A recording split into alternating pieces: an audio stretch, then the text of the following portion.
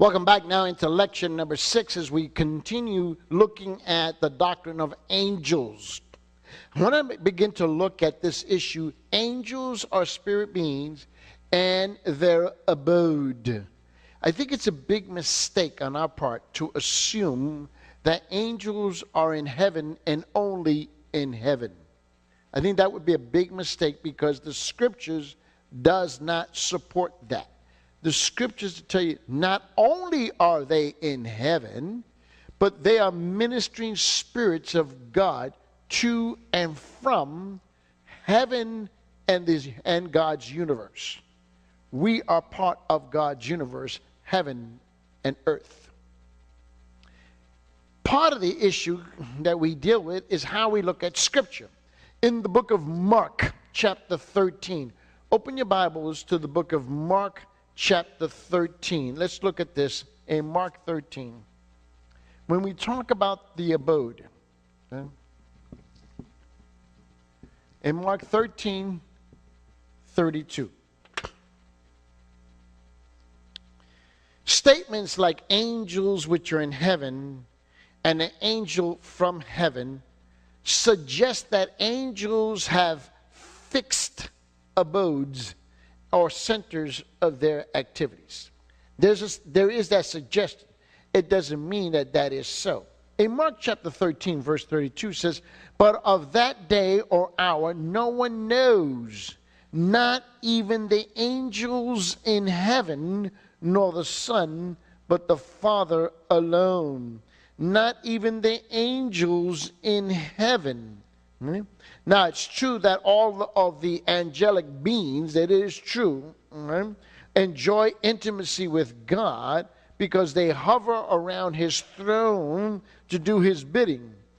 However, that's not the only place they are found.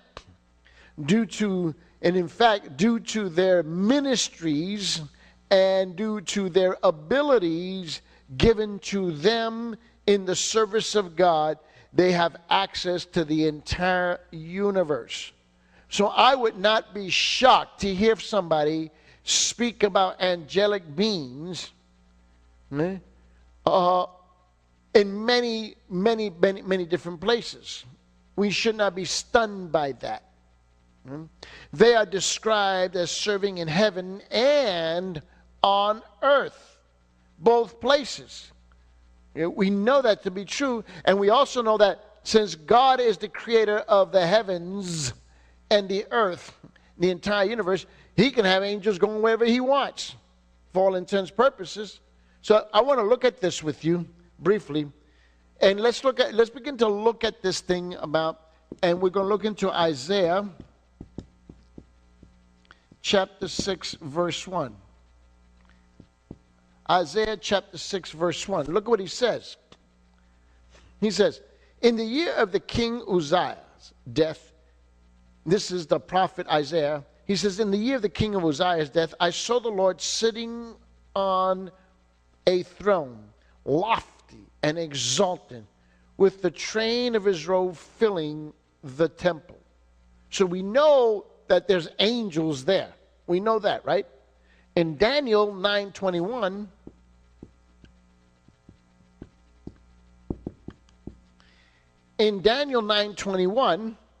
he says, "While I was still speaking in prayer, then the man Gabriel," this is the angel, "whom I had seen in the vision previously, came to me in my extreme weariness about the time of the evening offering." We should not be stunned, shocked, or surprised that angels appear on the scene either. In Revelation, if we go to Revelation chapter 7 verse 2, it says, "And I saw another angel ascending from the rising of the sun." Imagine that. You're looking up, and this angel is ascending from the rising of the sun with, he says is having the seal of the living God, and he cried out with a loud voice to 4 angels to whom it was granted to harm the earth and the sea. Now we have this other angel speaking to 4 more angels, whose job is to bring destruction to the earth and to the sea. You go, well, how can 4 angels do that? Well, think about that. Remember, 1 angel was more than capable of killing 185,000 men. One, just 1 angel. In 1 swoop. In 1 blow, if you will. 1. How much time does 1 blow take? I have no idea. But what can 1 angel do in 1 hour of destruction? That's pretty scary to me. Think about that. Just imagine if 1 blow, just think of, if 1 blow was 1 second. Just think about that. And there's 16 seconds in 1 minute. I'm thinking, this is just just think about 1 minute. 1 angel in 1 blow, and if a blow is only 1 second, is able to take out 185,000 men, what would happen in 1 minute? What would happen in 2 minutes? What would happen in 3 minutes? What would happen in 4 minutes? 5 gets even more terrifying. Just think about it for a moment with me. I have no idea. But he says, and I saw another angel ascending from the rising of the sun, having the seal of the living God, and he cried out with a loud voice to the 4 angels to whom it was granted to harm the earth and the sea. Well, we get in Revelation chapter 10, verse 1. And I saw another strong angel. I don't know if there's weak angels, but it says there's another strong angel, right? Coming down out of heaven, clothed with a cloud, and the rainbow was upon his head, and his face was like the sun, and his feet like the pillars of fire. Woo! So we can see when we talk about their abode, that you have angels are not stuck in heaven. Now, the language that's used, the language that is used here, okay, and is very specific, is that you have heaven, okay, and you have earth.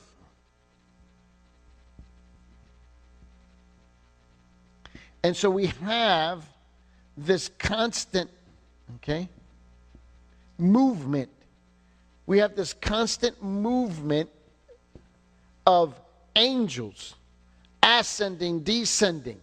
We have this constant movement, okay, and where there's this movement taking place, and throughout the universe. So it's very difficult to fix their abode, because they're all over the place for distinct reasons, distinct purposes that only God commands them. Now, let's talk about fallen angels now. Now, even though fallen angels seem to have an abode other than heaven itself, where we also find difficulty is that there is no location. No location is given except that Satan will be bound in the abyss. In the abyss. Okay? So we know that there's going to be this abyss, right? We know that Satan, okay, is going to be bound there in the abyss. We know that because the scripture tells us that, right? And we know he's going to be there for 1,000 years after the second coming before he's released. Well, if we went to the book of Revelation, right? Let's go to the book of Revelation, chapter 20, and let's look at specifically verse 3. It says, and he threw him into the abyss and shut it and sealed it over him, so that he would not deceive the nations any longer until the 1,000 years were completed. After these things, he must be released for a short time. So likewise, the plague which seems to be demonic is spoken of as coming from the abyss, right? We see that over there in Revelation. In fact, let's just go over there. Go to Revelation chapter 9. Go to Revelation chapter 9. Look at this. This is a crazy chapter. I mean, you sit there and it's just amazing all the things that are going to come out of this, that is taking place there. And it says this in Revelation chapter 9, verse 1. Then the fifth angel sounded, and I saw a star from heaven which had fallen to earth, and the key of the bottomless pit. I mean, there's this. I mean, it's using language that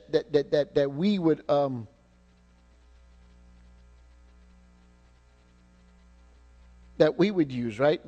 We know that it's kind of hard to describe. It really is, but it's saying that this abyss, right? We know that there's going to be this abyss, right? And it's saying that this abyss is bottomless. And we know that down here is incarcerated all of the demonic forces, whatever that number is. Again, there's these untold numbers that we don't listen. We know that angels and the celestial beings were all created before the creation of the earth, and we know that they were all created simultaneously as one company, right? But we also know that it is an uncalculable, right, innumerable, countless number. So now, if you understand that, now, and we know that a third of the angels were cast out of heaven. A third of an incalculable number was cast out of heaven. I'm just not that smart to be able to tell you what that number is. Okay? We know that according to Revelation chapter 9, right? That there is this bottomless pit where all the incarceration of all the evil demonic forces are, and we have no idea what that number is. And we also know that because it is incalculable, it's innumerable, okay, that the pit has to be bottomless.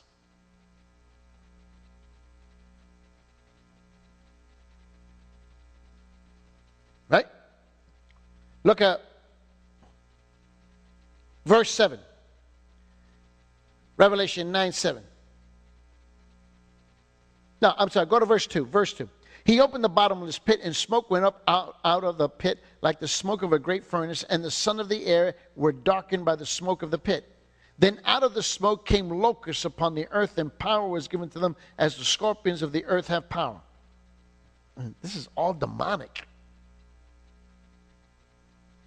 The numbers are just staggering here. Now look at verse 11. Go to verse 11, okay? And so I want you to go now. We were looking here 1. So go to Revelation 9:11. And look at this. Revelation 9:11. And he says, because he says, fallen angels, right? They also have a king who's referred to as the angel of the abyss. Right? That's what he says, right? He says, and they have a king over them. In Revelation 9:11 says, and they have a king over them, the angel of the abyss. His name in Hebrew is Abaddon, and the Greek he has the name Apollyon. Wow.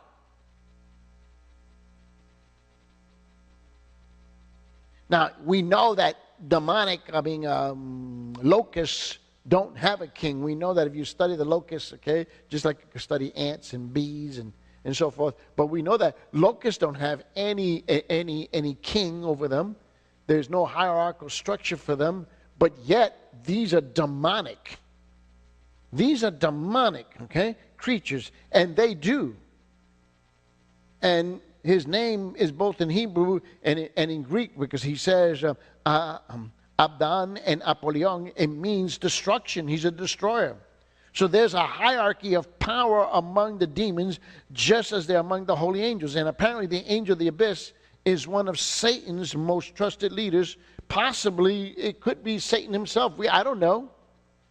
I have no idea. But it says that they have a king. And then we also know that the destiny of fallen angels is the lake of fire. We know that, right? Because in Matthew 25, if you go back to Matthew 25,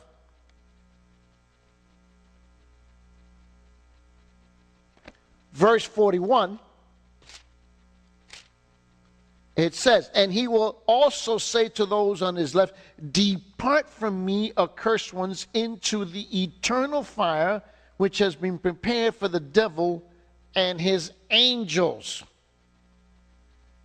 That's the ultimate place. Now, the holy angels will dwell in the new heavens and the new earth.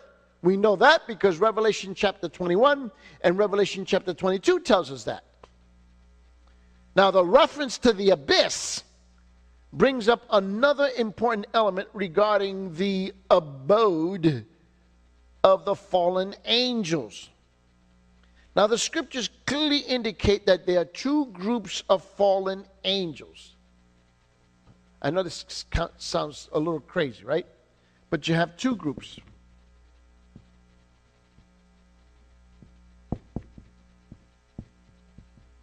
Of fallen angels. Now, the first group, okay, is consisting of those who have some freedom to carry out Satan's plans on earth. Now, we know that from heaven, a third of the angels, okay, fell out of heaven with Satan, right? In other words, they were cast out, right? A third of some innumerable number, right? An incalculable number. Now, that's the main group. Now, out of that third that comes down, they're split in two groups. A percentage of them is left to roam the earth. That's where we get all demonic powers, demons, and all that kind of language that's used. And then another group, okay? So this group the first group is free, if I can use that word. I know that's a strange word, but they're free to roam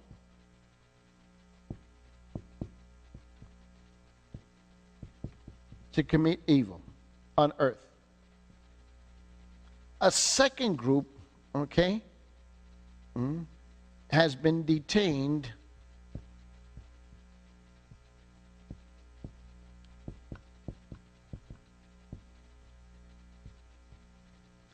in the abyss. Okay? Second group. They've been confined. Okay? So of those who are confined, some are temporarily so, while others are permanently confined in Tartarus. Okay, there's a place called Tartarus. Okay, I think you've heard this word before. Okay, and it's called Tartarus. Tartarus. So we know that a group of these guys are in this place. And somehow, if this is the abyss right here, if this is the abyss, what they're saying is that this is Tartarus. Somewhere, I know it's very difficult to describe in human terms, but this place, Tartarus, is somewhere down in here, right? If I can just put it that way. What I'm trying to do is to illustrate the point. And this is where they are. They're down here somewhere. And we know that a group of these guys, this is where they are, of these fallen angels. Okay? And they're confined there. You know? Well, we know that because in 2 Peter chapter 2, verse 4. Okay? In 2 Peter chapter 2, verse 4, and Jude 6 again.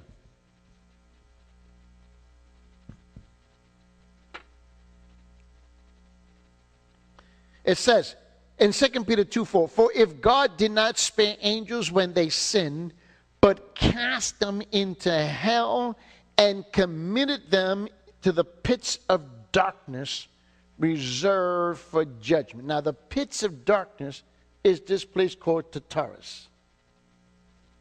In Greek philosophy, in the Greek culture, that's what they called it. They called it Tartarus. Okay? And Jude in verse 6 says, and angels who did not keep their own domain, but abandoned their proper abode, he has kept in eternal bonds under darkness for the judgment of that great day. That's again this place called Tartarus. Now the Greeks thought of Tartarus as a place of punishment lower than Hades, lower than hell. Those temporarily confined are in the abyss. Okay? And we know that. Okay?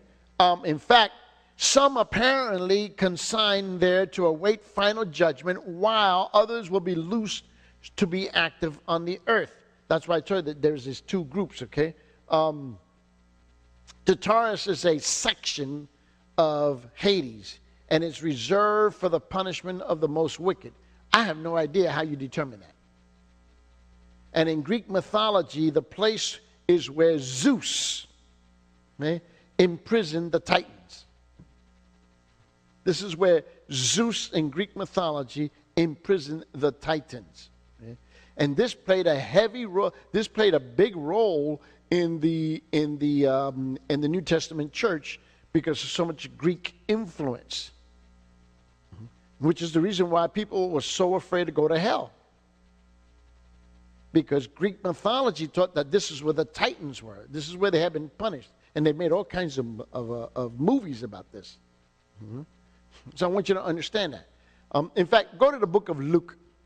Let's go to Luke chapter 8, verse 31. And let's look at this. In Luke chapter 8, verse 31 says, they were imploring him not to command them to go away into the what? The abyss. You see, these demons, they knew where this place was. And they say, okay, Jesus, cast us out of these pigs, but whatever you do, don't send us to this place. Are you following me? You see, if you don't, the problem is that we read the Bible just too fast. We're just reading it too fast. In Revelation chapter 9, look at verse 1 to 3. Again, he says, then the fifth angel sounded, and I saw a star from the heaven which had fallen to the earth, and the key of the bottomless pit was given to him. Don't ask me. I have no clue, no idea how to begin to answer that. He opened the bottomless pit, and smoke went up out of the pit like the smoke of a great furnace, and the sun and the air were darkened by the smoke of the pit. And then out of the smoke came locusts upon the earth, and the power was given to them as the scorpions of the earth have power. This is where the judgment of earth is going to come from. Woo! Revelation chapter 9, verse 11, right?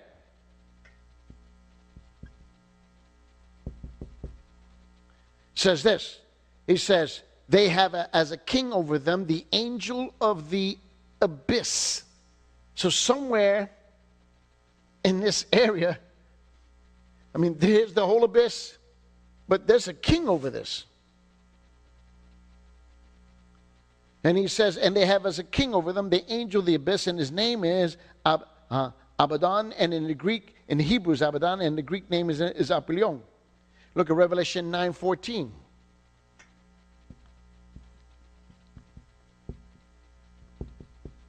Look at Revelation 9:14.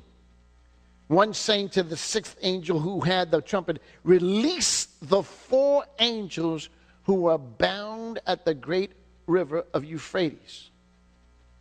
If you remember when I was teaching through the book of Daniel, okay, and the river Euphrates, okay, this is where they come out of.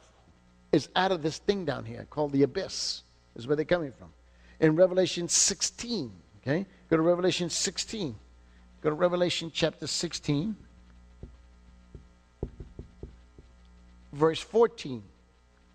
It says, for they are spirits of demons performing signs which go out to the kings of the whole world to gather them together for the war of the great day, the Almighty.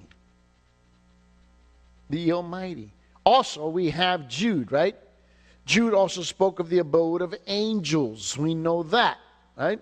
Again, where he says in Jude verse 6, he says, and the angels did not keep their own dominion. And he says, and abandoned their proper abode. And he has kept in eternal bonds under darkness for the judgment of that great day.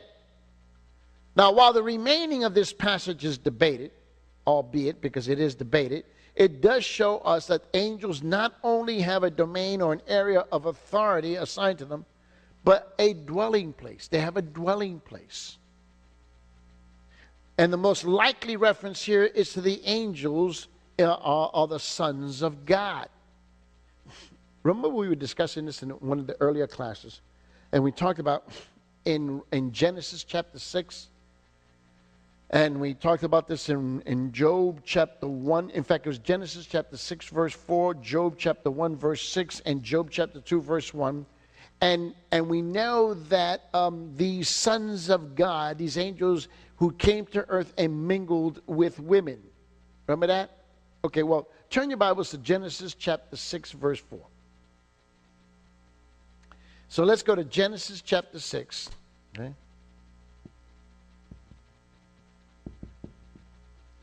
And then we're going to go to Job 1, 6.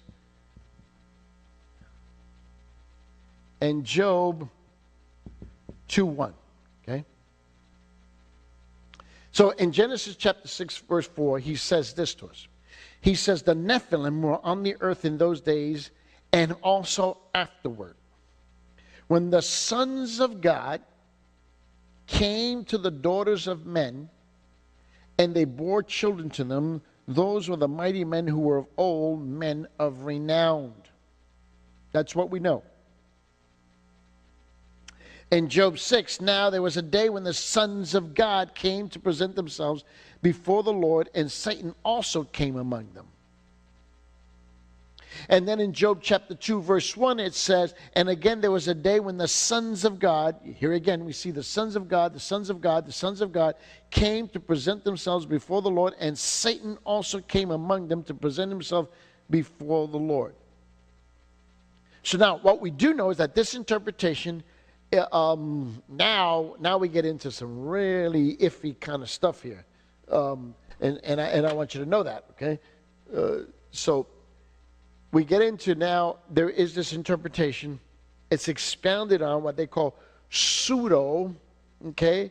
Pseudepigraphical book of Enoch. The book of Enoch, which is not in the Bible, okay? And so we have, and in fact, but it does exist. The book of Enoch, okay, we see this from which Jude quotes in verse 14. Okay? In Jude 14, I mean, we see this in Jude 14. It's kind of amazing. And this is not the first time that the Bible does that. Look at Jude 14. It was also about these men that Enoch in the 7th generation from Adam prophesied, saying, Behold, the Lord came with many thousands of his holy ones. Of his holy ones.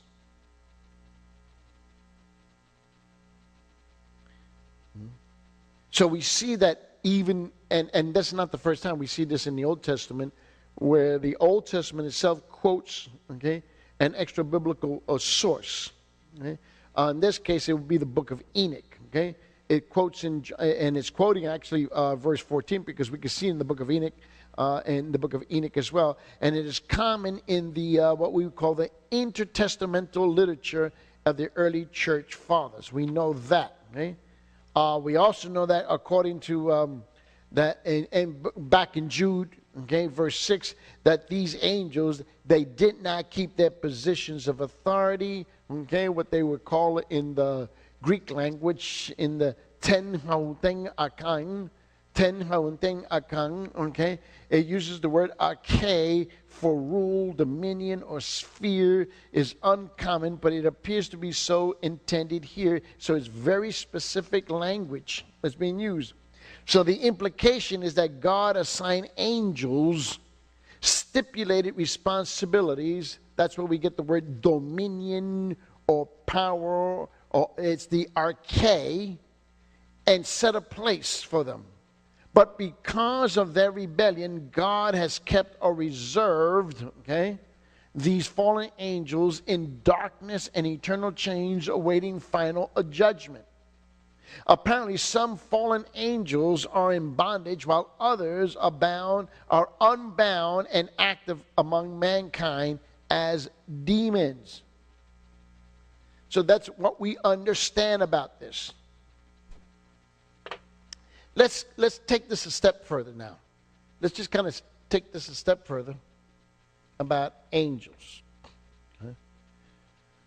Oh, we use all kinds of language, you know. She looks like an angel. He looks like an angel. We have a lot of this figurative speech that we use in our language, in our cultures. And so now the question is, so then what does an angel look like? Is an angel material or is he immaterial? Okay? Is he a corporeal being or incorporeal being? So those become questions that are important because it has an impact on how we perceive and how we see this issue. So I want to talk to you about, when it talks about angels, I want to talk about, how would I put it? Their immaterialness. Their immaterialness, okay? So I want to talk to you about their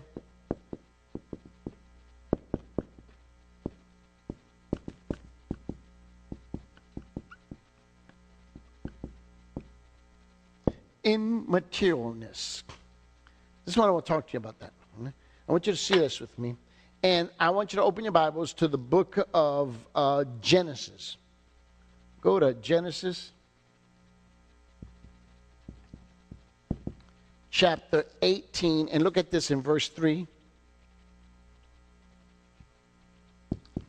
And then we're going to go to the book of Hebrews.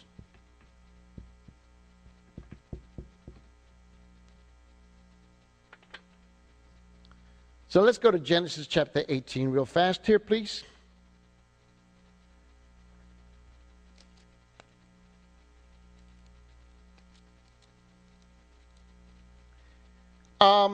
This is the section where we get into the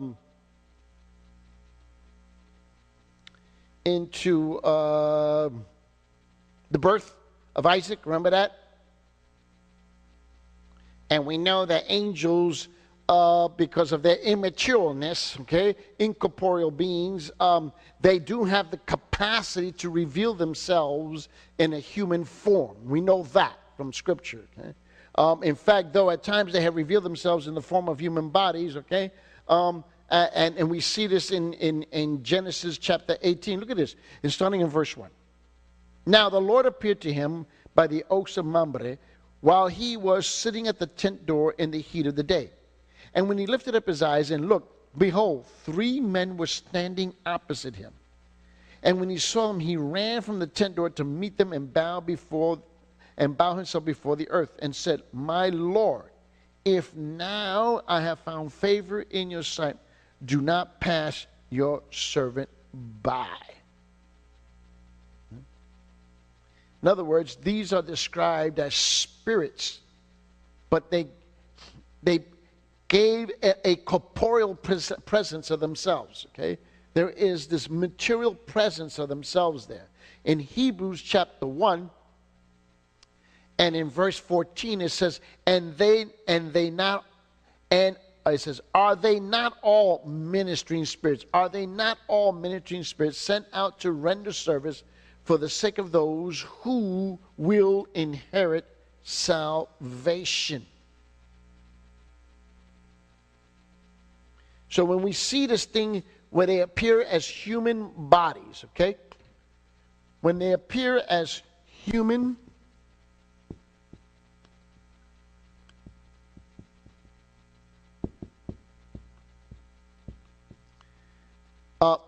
this is, have you heard of a theophanies and Christophanies? Well, this is angelophanies. Okay? That's what it's called. It's called angel, okay? And it's angelophanies. Angelophanies. Okay? When they come from this immaterial state to the material state, it's called angelophanies. This is where they come and they present themselves in a human form that's recognizable to human beings. We see this. So now, what does this suggest? This suggests that they do not have material bodies as humans do. They do not have. This is further supported by the fact that they do not function as human in terms of marriage and procreation. With all, look, I know we read Genesis 6. Remember that? We read Genesis chapter 6, verse 4. Remember that? We read that earlier, right? We were reading that earlier in Genesis chapter 6, verse 4. And we were reading Job 1:6 and Job 2:1. Remember that? And especially when we talk about the Nephilims, and we were talking about in Genesis chapter 6, verse 1, 2, 3, 4, 5, 6. Now understand that. And you remember the class of the other day, I don't remember which class it was, and I gave you 3 possibilities. Okay? And we worked it out, okay? But we settled on the last possibility that yes, we have some kind of angelic, demonic, spiritual beings, okay, who now come and incorporate themselves into the body of some real human beings, and that's how they procreated. But the fact that you cannot have an angel directly, okay, an incorporeal being, okay, procreating with a corporeal being. That's not possible. In Mark chapter 12, verse 25, Mark chapter 12, verse 25, okay, it says, for they rise from the dead, they neither marry nor are given in marriage, but are like angels in heaven. So we know that angels do not marry because they cannot procreate. And we also know that angels are not subject to death. I know, again, I realize, of course, that television and Hollywood and the movies have told us otherwise. I get that part. In Luke chapter 20, it says this in verse 36. In Luke chapter 20, verse 36, he says, for they cannot, these are not my words. He says, for they cannot even what? Die, right? Look what it says. Luke chapter 20, he says in verse 36, for they cannot even die anymore. Why? Because they are like angels and are sons of God, being sons of the resurrection. Mankind, including our incarnate Lord, when he walked as a human being, is lower than angels. Remember when I was explaining that angels are inferior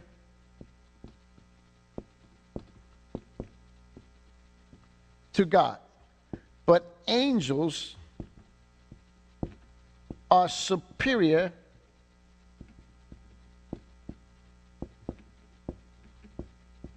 to man. So there is this gulf. There is this gulf here. But what we do know is that man, okay, because if they're superior to man, it says then it means that man is inferior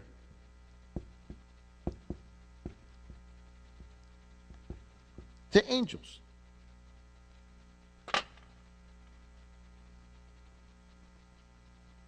In the book of Hebrews,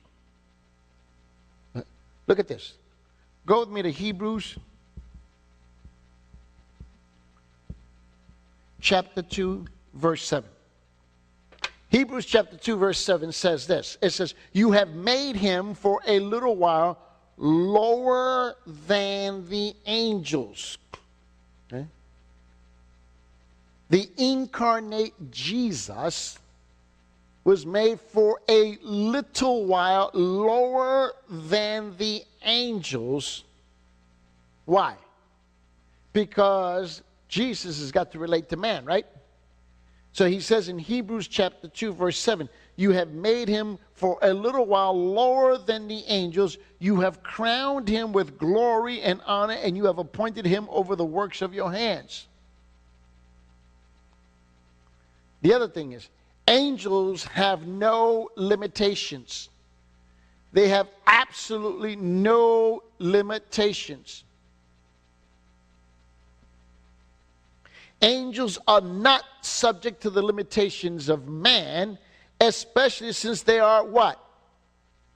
Again, we're back to beating this dead horse, right? Especially since what? Since angels are incapable of death. They're incapable of death. Again, Luke chapter 20, verse 36 says, for they cannot even die anymore, because they are like angels, and the sons of God being sons of the resurrection. Now, we also know that angels have greater wisdom than man. Angels have greater wisdom than man. And yet, it is limited. I don't know how to explain that to you. In 2 Samuel chapter 14, verse 20, 2 Samuel chapter 20, verse 20 says this. In 2 Samuel chapter 14, verse 20 says, in order to change the appearance of things, your servant Joab has done this thing. But my Lord is wise, like the wisdom of the angel of God, to know that all is in the earth. In Matthew chapter 24, it tells us in verse 36, in Matthew 24, 36 says, but of that day and hour no one knows, not even the angels of heaven, nor the Son, but the Father alone.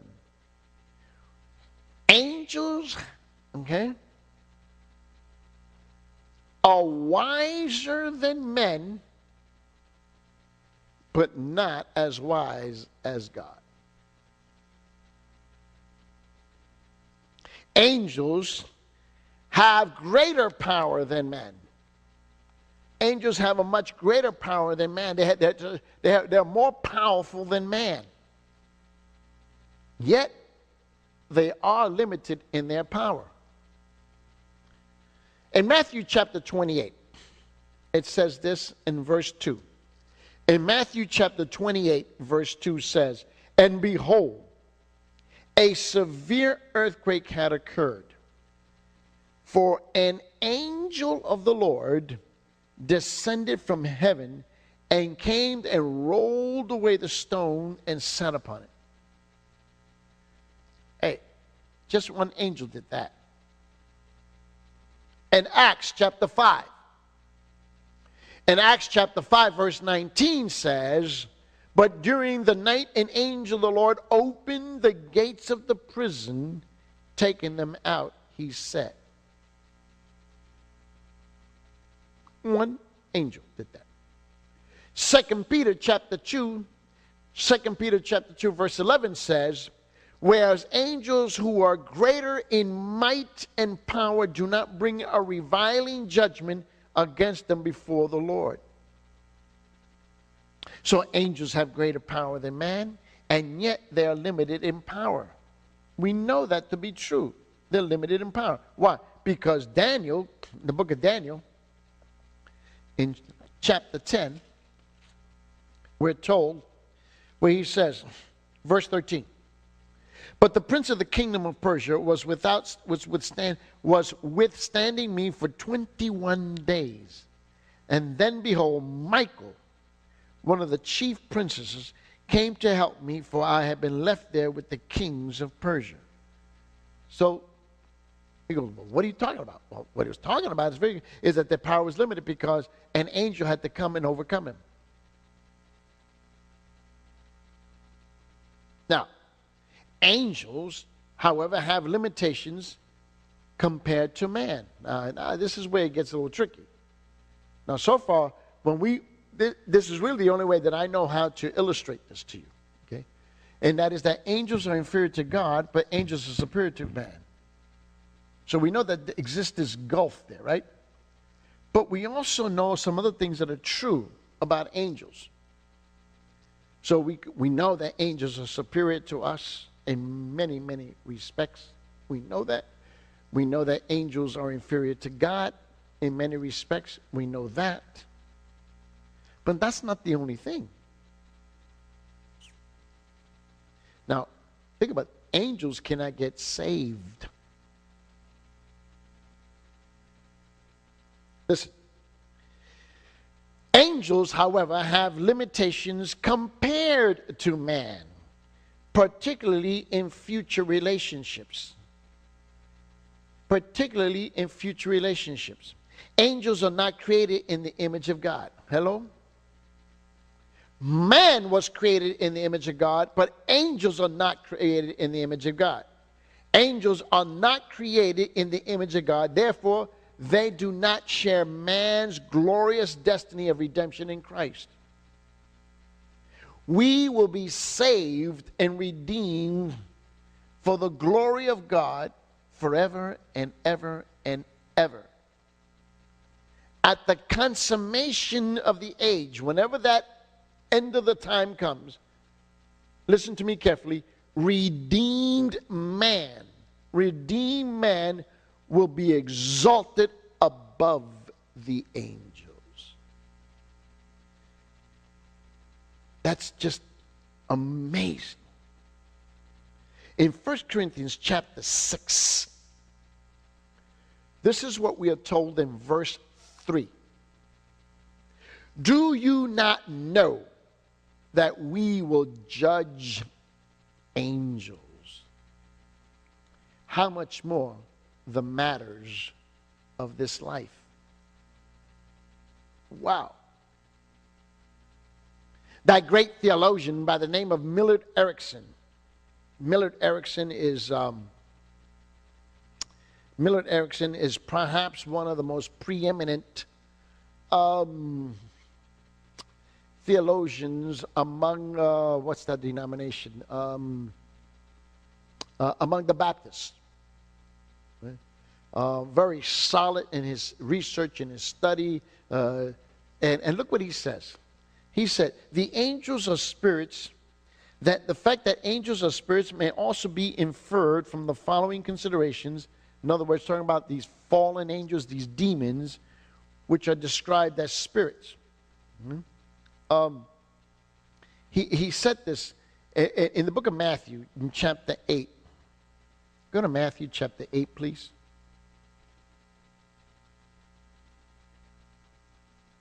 And look at verse 16.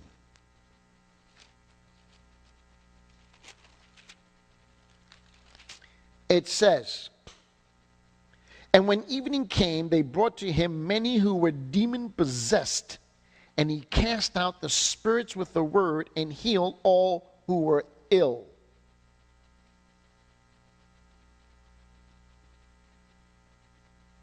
So we know that they're spirits as well. We're talking about these fallen demonic angels, okay? And in Matthew chapter 12, it says in verse 45, Then it goes and takes along with it 7 other spirits more wicked than itself, and they go in and live there. In the last state of that man becomes worse than the first. This is why it will also be with this evil generation. And that is why it will also be with this evil generation. So we can see that these demonic angels, fallen angels, are considered to be spirits. We also see in Luke chapter 7,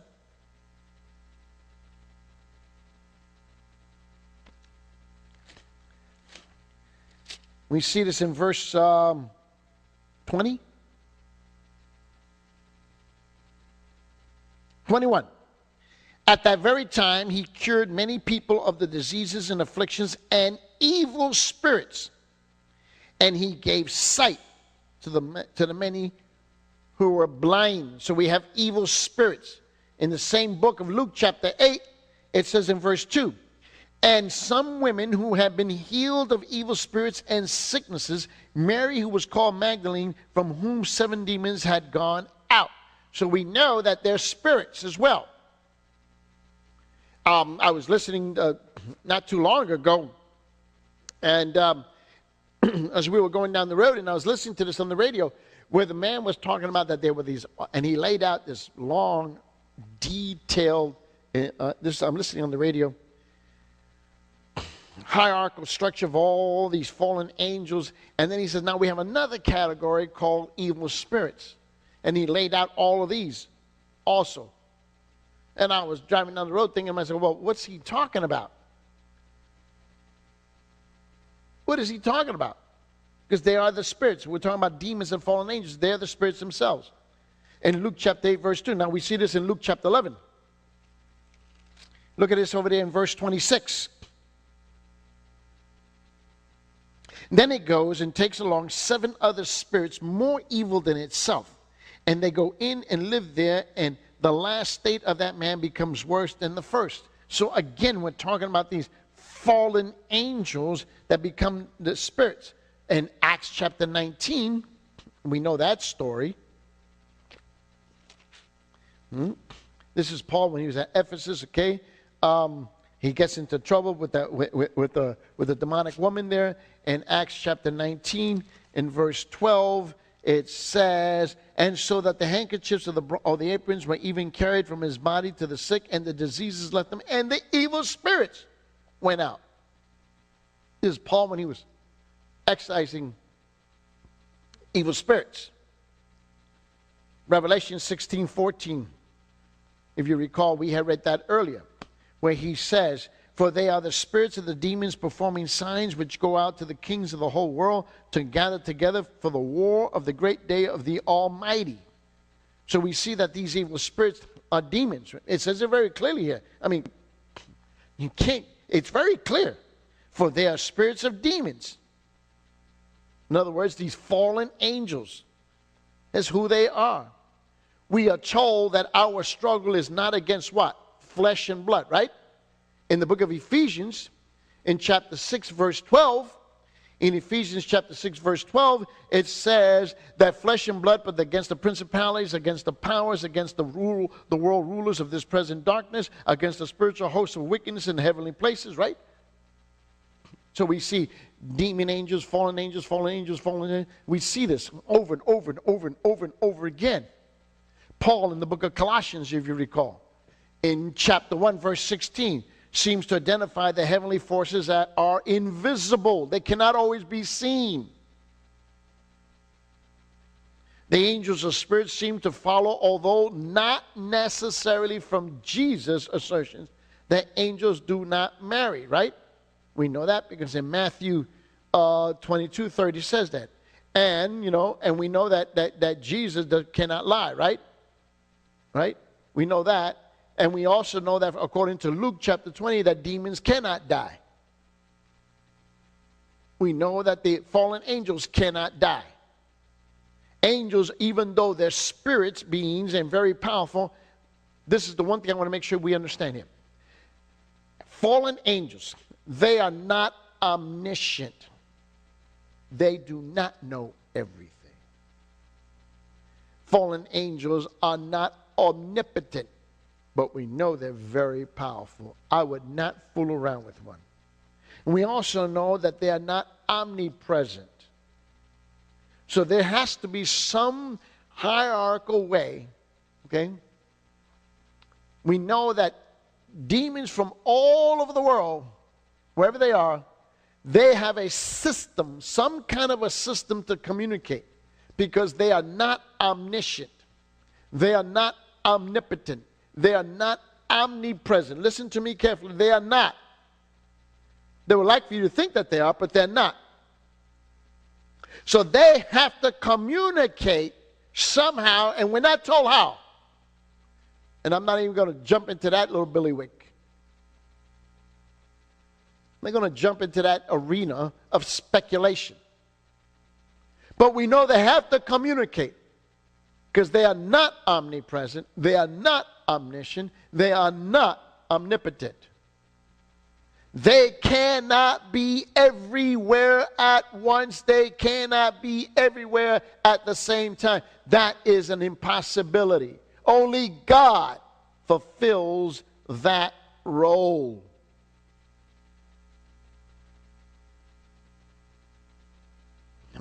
I just remembered something. Years ago, my granddaughter, she's pretty good at laughing at me. And I remember this years ago. And we were sitting in the living room, and she said, "Don't you wish you knew everything that Grandma was thinking about?" And I said, "Absolutely not." She said, "Well, why not?" I said, "First of all," I said, "I would never want to be omniscient and know every single thought that Grandma had. The simple thoughts that I know from my wife's head are more than sufficient to scare the living daylights out of me. The idea that I can have access to the myriads and myriads and myriads and myriads of thoughts in my wife's labyrinth maze like mine, okay, will leave me in the loony bin forever and ever and ever and ever. So, is there an advantage to being omniscient? No, I'd never want that whatsoever. Demons are not omniscient. They are not omnipotent, and they're not omnipresent. They cannot be everywhere at the same time. That is an act of impossibility. Now, what we're going to do in our next class, we're going to begin to get into the details of their appearance. And we'll close it out for right now.